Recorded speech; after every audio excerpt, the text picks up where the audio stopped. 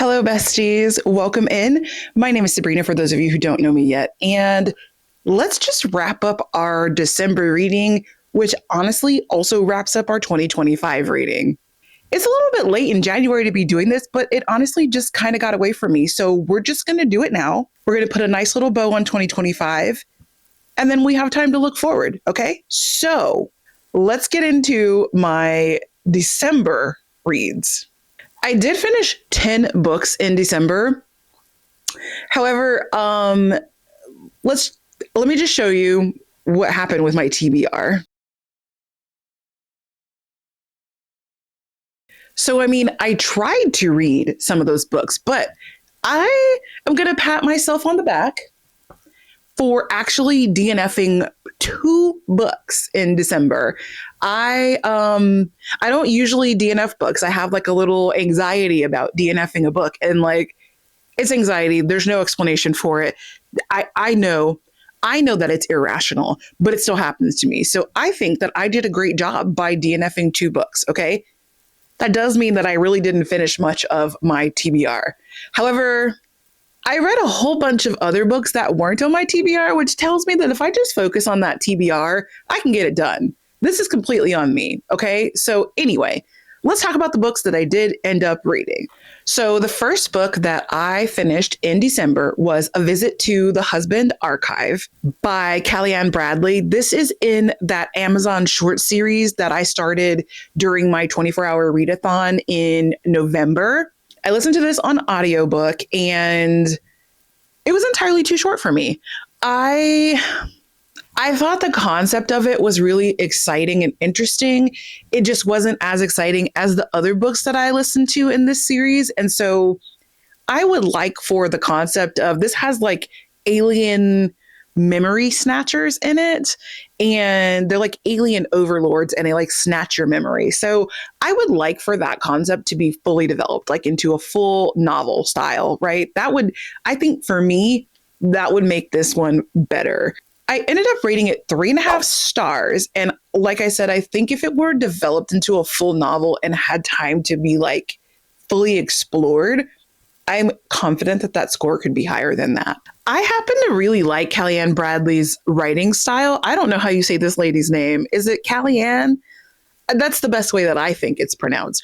I happen to really like her writing style. I know the Ministry of Time was like pretty hit or miss for a lot of people. It was a hit for me. So I like her writing style, and I would like to see this one pulled into a full-length novel. I don't know if that's really going to happen, but hey, maybe there's a fanfic coming. Maybe someone can do a fanfic on that. Is that a thing? Does fanfic happen outside of fantasy? I don't really know. I don't really read fanfics, so I don't know a whole lot about them. Anyway, short and sweet. I don't have too much to say about this. It was a novella, and I liked it. I liked it enough to give it a 3.5 stars. I liked it enough to continue on in this short series, even though I don't think I've done that yet. And it's still keeping Kellyanne as an author that I would like to read from. So for Herked, I used this to meet the readathon prompt because it was a book that I read in the Clear Your Shit readathon. Basically anything that I read in December is going to count in the Clear Your Shit readathon. Which let me just say, I did complete Clear Your Shit by the end of December. So I was able to do that in its appropriate time frame. So yay for me. Okay, good. She's getting accolades. Thank you. Thank you. I'd like to thank the Academy. Anyway, I have to stop laughing at my own jokes. Half of my footage that I have to edit out when I'm editing is me laughing at my own jokes. I think I'm hilarious. So the other prompt that I used it for in Herked was the I Missed Herked 1 challenge, where I'm doing the ABCs. And so I used this to fit. Which one did I use this to fit? Was it K for Kellyanne? Hold on, let me check the notes. Okay, turns out I know what I'm talking about. I use it to fit K for Kellyanne. And this gave me 9 points for Herked. The second book that I read in December was Rachel Gillig's The Night and the Moth. I freaking loved this book. This was so good. First of all, this book is heavy. It's not actually that many pages, but these pages are made out of rocks.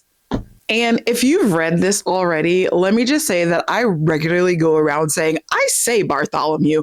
I don't actually know how that was like that line was meant to be delivered, but that's the way that I deliver it. And it's like my favorite, like, oh my God, kind of like phrase to use now. So that's my little pickup from the book. But I thought this was super cute. I love the way that Rachel Gillig's mind works. And this is my first Rachel Gillig. So even though I own the One Dark Window, Two Twisted Crowns series, I haven't read them yet. I also owned this one. So I owned 3 of this lady's books and hadn't read any of them. So this was my first Rachel Gillig. And I thought it was super cute. I love her writing style. I thought the story was good too. I mean, we have knights, we have consent, which was done very well, might I add. We had murder, we had madmen, we had religious zealots, and we also had a self-discovery journey that felt genuine. Like, I think the best thing that I can say about Rachel Gillig's writing, based on this book, is that none of it felt forced. It all felt very natural and like realistic. Like yeah, we're talking about knights and we're talking about divining and whatever, but it just felt really natural to read. Like I wasn't pulled away from reality per se. Like I know it's a fantasy, it's a gothic fantasy, but it felt believable, I think is what I'm getting at. So in this story, we have a diviner, so she can see the future-ish, is kind of like the nutshell way to talk about divining if you've never heard of this kind of concept before. And we have a king who comes to have his future divined. That's all fine and well, but like the side story is the knight who comes with the king, and our girl can't divine his future. So like then we're off to the races. It's like, what is happening here? I loved every minute of this book, and I am so glad that I picked this one up to read first. I can't wait to get into One Dark Window if it's going to be similar, not like storyline vibes, but just like similar, like Rachel Gillig vibes. Like if this is a true representation of Rachel Gillig's writing, can't wait to get into the next book. So I rated this a 4.25 stars. And I think that it could have been a little bit higher for me if there had been just a tiny bit more character development.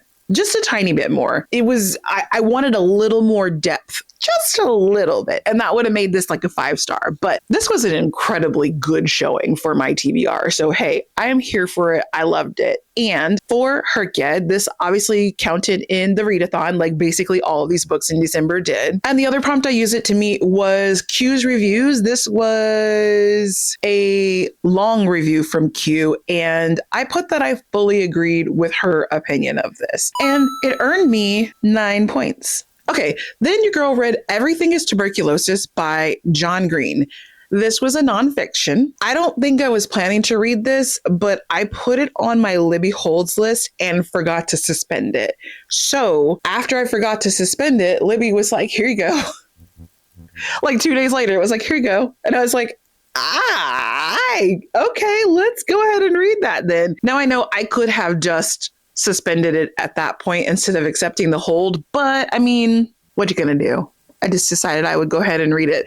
I think I decided I would go ahead and read it because I realized that it would meet a Goodreads challenge for me that I needed to like kind of like square up before the year was over. And listen, the Goodreads challenges don't mean anything. Like there's no prize. It doesn't even matter. Nobody even knows whether you finished them or not unless you tell them. But sometimes I enjoy the satisfaction of finishing them. I was resigned to just not finish them, but you know, it came up and I was like, all right, bet Libby, let's do it. So I read that. And this book is basically described by its title. Like it is about how tuberculosis is everywhere. It is everything. It's kind of like the 6 degrees of like Kevin Bacon. Is that how that goes?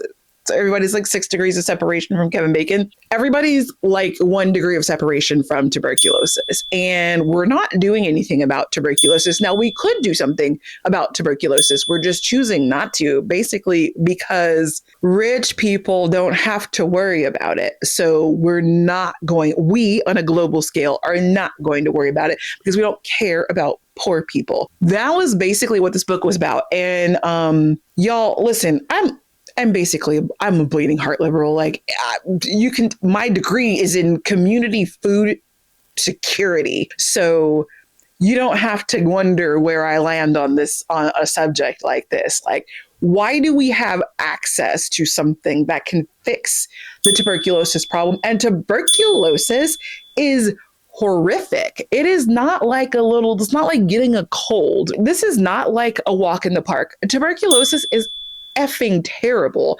And especially when you cannot get the treatment that you need in order to treat it early on. And that's basically what's happening still today, still happening. And tuberculosis has been around for so long. It's gone by so many different other names. And the book, like, I'm not gonna give you a whole history lesson on TB, but the book will walk you through it, and it does it beautifully. Totally just not what I was expecting from John Green, but this was such a fascinating read, and it just really kind of brought the year home. Like, this was it was a introspective read for December. It helped me remember, like, stay grounded in, like, what are we doing with our lives if we're not trying to make other people's lives better, and to try to, like, make sure that that is a focus for me just in my personal life in 2026. And I'll be honest, I kind of thought, like, I bet a lot of you do, that TV was eradicated. I didn't think it was actually a problem anymore. In 2025, highly informative. I highly recommend. I gave it 5 stars because it was that good of a read about tuberculosis. And for Herkyed, I use this in the nonfiction section, and it has a yellow cover. So I use it to meet all the colors of the rainbow, or even the even bigger rainbow, that one, for yellow. And it gave me 7 points. Then, my friends, I did a holiday reading vlog. It aired on Christmas Day, and the first book that I read in that vlog was Murder at Holly House by, is it Denzel Myrick? Now, my first thing that I found out about this book is that our author died, like, last year, and that's sad. The second thing that I found out about this book is that it's not really Christmassy. It takes place at a place called Holly House, and it is winter time, and there is, like, a offhand reference to Christmas being, like, in the near future, on its way, or what have you. But there's actually not really Christmassy talk or holiday talk in this book. That part of it was mildly disappointing. So don't read this thinking, like, oh, it's a nice holiday book, because it's not. It is a nice murder mystery, though. I struggled a little bit in the beginning because, I think what I said was I wasn't able to understand about 50% of the beginning of the book because I'm not fluent in 1950s post-war communist British slang, but I was entertained. And the main character, Frank Grasby, he's funny. Like, I don't know that he intends to be funny, but he's actually really funny. He's very judgmental, but he's really funny. Basically, in this, our character, Frank Grasby, he is a inspector, which I guess is a detective, and he is transferred from his main station over to another station in this teeny tiny little town. And as soon as he gets there, there's, like, a murder afoot, and he has to go and inspect it and kind of, like, figure out what happened. And he's a little bit of a bumbling idiot, like, not completely, but a little bit. And so it just becomes a whole thing. So that's kind of like a vague synopsis of this book, because I don't also want to ruin the plot for you. So I ended up rating this 3.75 stars. And like I said, I had a good time. I just, my expectations were not met. Part of this is because I like to go into books mostly blind. I just kind of go on vibes. If your cover is giving and your marketing is giving and the placement in the bookstore is giving Christmas, I am expecting a Christmas tale out of your book, regardless of whether I read the back or not, which I did not. And in Herkyed, I used it for readathon and also for exotic pets, because there is was it a raven? I think there's a raven that one of the characters owns in this book. No, it was a crow. That's right. It was a crow. So there was a crow that was owned by a person as their pet in this book. So I use it as an exotic pet because nobody owns a crow. And it gave me 8 points. Then I listened to The Endless War by Danielle L. Jensen. This is book number 4 in the Bridge Kingdom saga. Y'all, shit is getting good in this series. Listen, my guy was hanging on by a fingernail talking about close your eyes for me, little mama. Like I'm not even going to tell you what that means because I don't want to give away what's happening in this story, but like what do you mean, sir? What do you mean? Okay, Danielle, listen, we were off to kind of an interesting slow start. But we are at the race now. It is like the Kentucky Derby. Okay. Things are happening. I am like, oh, now I am a little bit upset because I think the way that this series is set up is it's like a bunch of duets, which means since that was book 4, we're now like moving on from the people that we were focusing on this book. Like all the other people are still like background players, but I think for 5 and 6, we're focusing on like a new couple. Absolutely not. I need you to take it back because I need us to pick up where we left off with the same character perspectives. If I'm wrong, Danielle, but if I'm not wrong, you're wrong. Okay. I can't really tell you too much about what this is about because, like I said, it's book 4, but the Bridge Kingdom series in general is like there's a kingdom and there's a bunch of people who are ruling different like places within the kingdom and they all be warring. They all be beefing, like they're beefing over this bridge. And we're at the point now where like the kids of the original rulers are like taking over sort of like kids, they're full grown adults, but like there's all kinds of murder happening and like it is bananas. Like you need to just get into this series. And if you're like me, book 1 and book 2, we're kind of okay. But I listened to what the people said on the internet, and the people said that this series will rock your world if you can get to the midway point. And I have made it, and I am like, you're right. You're right. Close your eyes for me. Stop it. What are you talking about? I'm not closing. What are you talking about? No. Okay. Oh my God. That was probably like a really hysterical rant that meant absolutely nothing if you've not read this book, but it should tell you everything you need to know to tell you that you need to read this book. Okay. So for Herked, I used this in the readathon, of course, and I also used it in the 4th slot in the quadrology. So I have now completed the quadrology slot. Aha! I read a quartet. That's feeling good. That's feeling good to have that one done. I am planning to continue on with this. I have basically been listening to it from the Audible Plus catalog whenever I go on long trips. So I don't have one until the end of January. So I'm just kind of holding off and waiting for that. Also, she earned me 6 points. Oh, wait, did I say that I rated it 4.5 stars? I don't think I said that, but yeah, I rated it 4.5 stars. Then friends, my husband got me a bunch of books for Advent. I opened them all in my YouTube shorts in a series. And the day that I opened this book, in the holidays, I was feeling pretty crummy and I was meant to start one of my other holiday books that I had selected for the holiday vlog, for the holiday reading vlog, and I just wasn't feeling it. So I went ahead and I picked up this book and started reading it right away. Okay, so In Holidays by Christina Lauren. This was cute. I have a whole short review blog on this, so I'm not going to get into it, but let me just tell you, it was cute. It hit the holiday spot. It's like what I wanted. It's what I needed.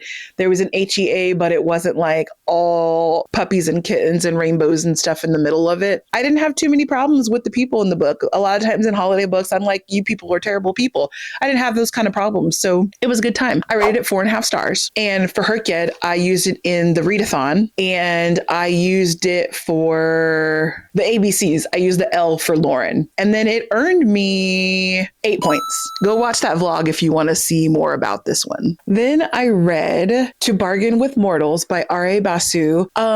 Listen, I hate to see a brown girl down, but our girl was literally taught to hate herself and to love her white oppressor adoptive parents. And while that's gross, it's like a necessary dialogue. So I appreciate that the book tackled that subject, but I do feel like it could have done a little bit of a deeper dive into that aspect of everything that was going on in the story because it was very central, but it felt slightly overlooked, if that even makes sense. In the end, I do like where she ended up. So, kudos to the author for that. This is Asian inspired, so it's in kind of like the Asian territory. It's fantasy, but that's what it's inspired by. And so she's been adopted by these white people who are basically like they came in like not her actual parents, but like the people that came before them. They came into their country, their area, their kingdom, and they're like, you guys are savages. We're going to get rid of your religion and you're going to do our religion now, which their religion weren't any better. Their religion is just as terrible. It is idolatry. And I mean, like they have the founder is like the head guy. And listen, it's terrible. They have replaced the people's natural ingrained religion where they use magic with the same religion, just with different idols and no magic. And so no magic is like a big bad, right? And our girl secretly has magic. But anyway, her daddy is like training her up to be a perfect little trad wife. And her life is pretty terrible because she has these like dichotomous things about her. She is brown. She does have magic secretly. And she also was raised by white people to hate having magic and to hate everything that goes along with that, to hate the culture. And so she finds herself in this position that I think a lot of people of color, especially those who grow up in an environment of non-color, either through adoption or step families, or just that's the environment that they grew up in. I am from an extremely white place in California. So hello. I think that a lot of people in this situation end up with kind of like self-hatred, and they don't just hate themselves, but they project that onto other people who are part of their natural, their visual culture. That happens a lot in this book. And I was like, it was like uncomfortable to read that somewhat. Ultimately, our girl ends up teaming up with someone who is the resistance, the opposition to everything that she's grown up to know and respect and think is true. And it's really a story of overthrow, of rebellion. It's a duology. I believe this is going to be a duology. So I can't wait for the second book because I feel like the first book just didn't go far enough. So I'm hoping that book 2 will kind of settle that issue. I did think it was a good book. I really like the premise, and I appreciate the author tackling the subject that they tackled. That being said, the whole time that I was reading it, I was like, what? Oh, for real? Like, no, there's no way that this actually just happened. So I had a lot of strong reactions, and I thought it was a really good read. I just really wanted it to go further. I don't know. I feel like that's a common thing for me. Like, I just always want these books to go so much further, or maybe just a little bit further. Maybe I need to sit in on the writer's workshop. I don't know what it is, but I am always just looking for a little bit more. I think that's just my personality. I always want a little bit more.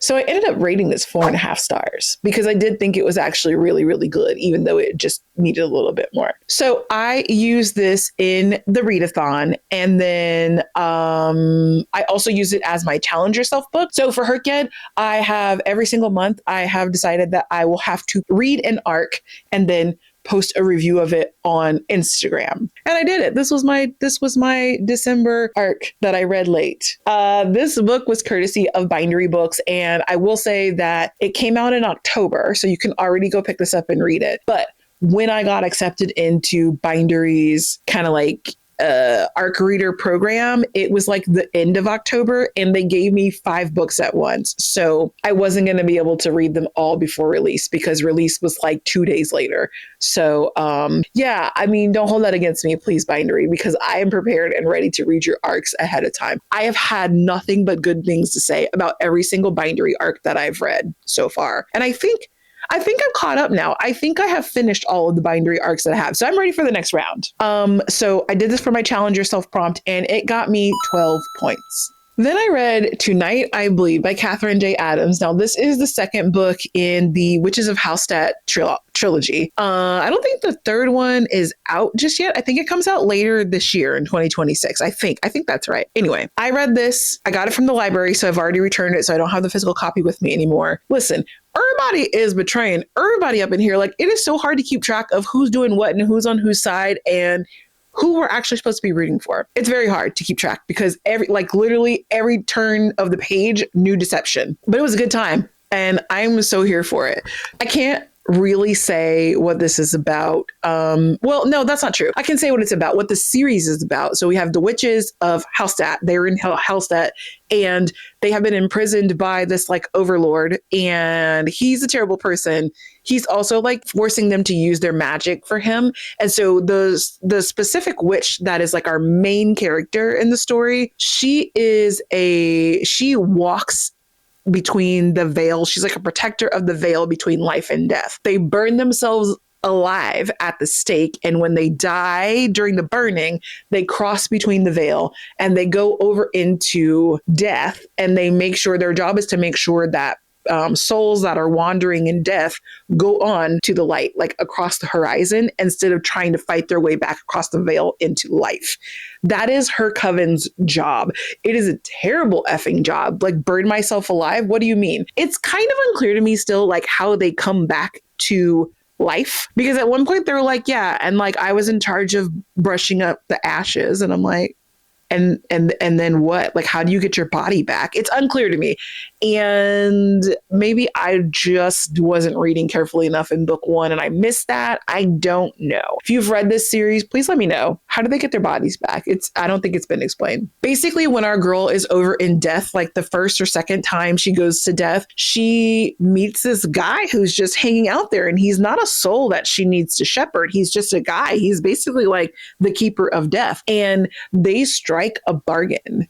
And then that begins our journey. That's all I'll say. I rated this 4.25 stars, and I am ready for book 3. So for this one, I counted this in Herked as part of the duology. I read book 1 earlier this year before Herked started, and I did a secret prompt read for Herked where the prize was you could include a book that you read in 2025 prior to the start of Herked. So I've chosen to include the first book in this series, Tonight I Burn, so that I can use this as my duology read. So that's where it's counting in Herked. It's counting in the duology. I pulled in that other one using my reward, and so I've completed duology. And because of that, I have completed the series Staircase. I'll get to that in just a second, but I'm just like, oh, look at that. Okay. The other thing that I used it for is the readathon. Like you probably could have guessed that, right? I used it for the readathon. All in all, this earned me 12 points for Herked. Then I listened to Eleanor Oliphant is Completely Fine. This was for the workbook club. Eleanor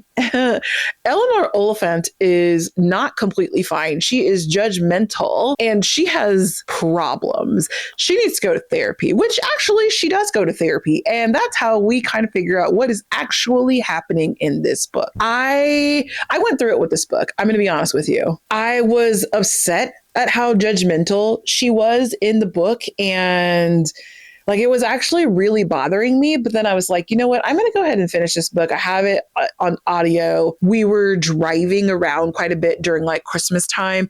And so I was just listening to it on audio, like whatever, passing the time while driving.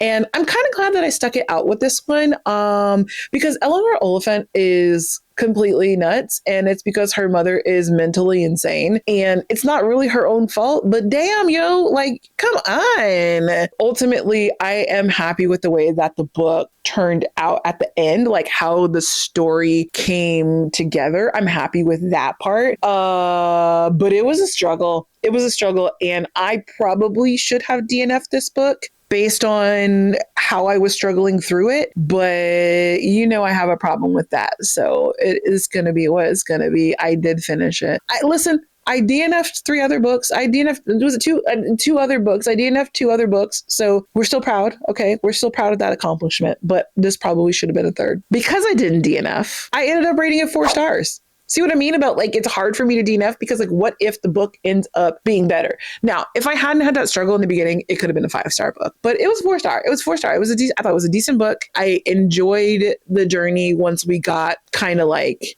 past her just being extremely judgmental. Once we really got into what is this character about, I started having a good time. For Herked, I used this in the readathon. Surprise, surprise. And I used it in the Even Bigger Rainbow Challenge for a white cover, which is one of the last 2 that I've had hanging out for such a long time. And it's gave me 6 points. The very last book that I read in December was Finding Me by Viola Davis. Now, let me tell you something. This book was nowhere on my radar, but when we got to the last 4 days of the year, I happened to look at my Goodreads reading challenge.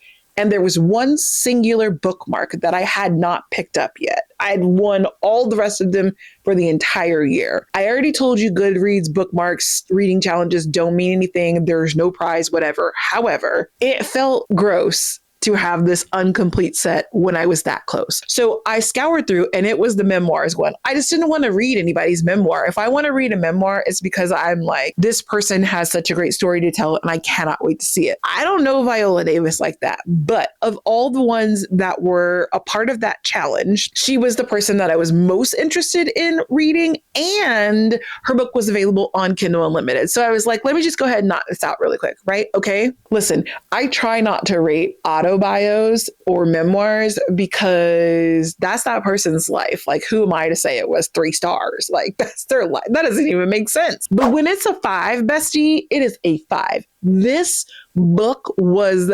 phenomenal. And didn't she get a Grammy or something because she narrated it? I mean, absolutely deserved. So I started on my Kindle. I did a chunk of it in the middle with her audiobook, and then I finished on my Kindle. So when I tell you this autobio took me through it, I was in the trenches with Viola, okay? God damn, this book was sad. It was tragic. It was beautiful. It was powerful. It was incredible. Viola Davis, I did not know any of these things about her. I think you should go read it. I did not know any of this about her. I just know this lady is Annalise Keaton. You know, she on the show, How to Get Away with Murder. That's where I know Viola Davis from primarily. I mean, obviously, I've seen The Help, which, okay, but that's where I primarily know her from. I just didn't really know her background whatsoever. I think she's a fantastic, phenomenal actress. I can see why. I didn't know she was Juilliard trained. I did not know that. But now that I know that, I'm like, that makes sense, actually. But yes, I appreciate so much that she shared these details of her life with us because, wow.